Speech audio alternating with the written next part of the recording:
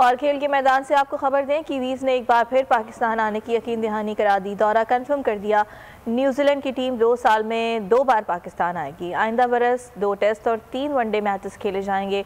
2023 में 5 वनडे और 5 T20 matches होंगे।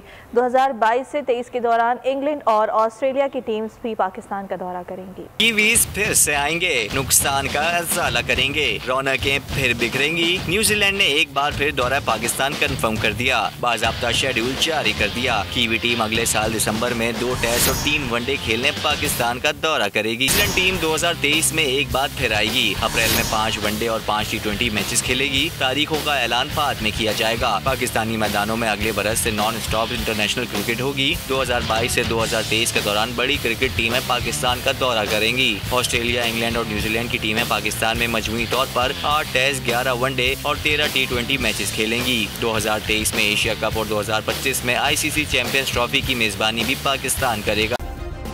सब्सक्राइब करें और बेल दबाएं ताकि कोई खबर रह न जाए।